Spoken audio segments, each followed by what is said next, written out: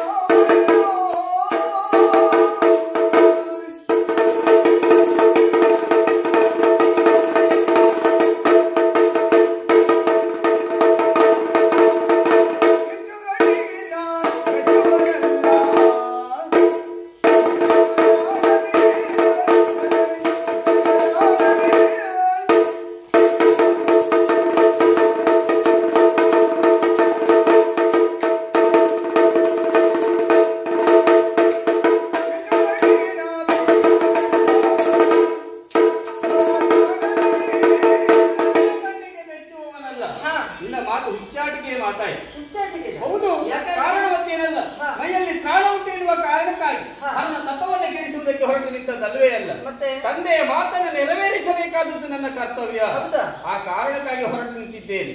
ನೀನು ಹೇಳಿದ ಹಾಗೆ ಹರನ ಮೂರನೇ ಕಣ್ಣಿಗೆ ತುತ್ತಾದರೂ ಚಿಂತೆ ಇಲ್ಲ, ಲೋಕ ಕಲ್ಯಾಣಕ್ಕಾಗಿ ಪ್ರಾಣ ಹೋಯಿತು ಎನ್ನುವುದಾಗಿ ಭಾವಿಸಿಕೊಳ್ಳುತ್ತೇನೆ. ಈ ಮಾತು ನಿಮ್ಮ ಪಾಲಿಗೆ ಚಂದವಾಯಿತು ಅಂತ ಕೇಳುವುದು ಯಾಕೆ? ಗೊತ್ತಿತ್ತು ಗೊತ್ತಿಲ್ಲದಂತೆ ನೇರವಾಗಿ ಹೋಗಿ ತಾವೇ ಬಾವಿಗೆ ಬೀಳುತ್ತೆ ಅಂತ ಹೇಳ್ತಾ ಇದ್ರಲ್ವ ನೀವು? ಒಮ್ಮೆ ಯೋಚಿಸಿಕೊಳ್ಳಬೇಕಾಗಿತ್ತು. ಶಿವನ ಕೋಪಕ್ಕೆ ತುತ್ತಾದರೂ ಒಬ್ಬರಿಬ್ಬರಂತ ವಹಿಸಿಕೊಂಡಿದ್ದೀರಾ. ಅಂಧಕಾಸುರ, ಗಜಾಸುರ, ತ್ರಿಪುರಾಸುರ, ಜಲಂಧರ ಇವರ ಕಥೆಯಲ್ಲೇ ಏನಾಯ್ತು?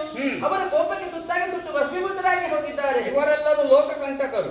ಆ ನೆಲೆಯಲ್ಲಿ ಯೋಚಿಸುವುದಾದರೆ ನಿನ್ನ ಪತಿಯನ್ನು ಲೋಕಕಂಟಕನಲ್ಲ, ಲೋಕ ಕಲ್ಯಾಣಕ್ಕಾಗಿ ಶ್ರಮಿಸ್ತಾ ಇದ್ದವರು. ಹೌದಾ?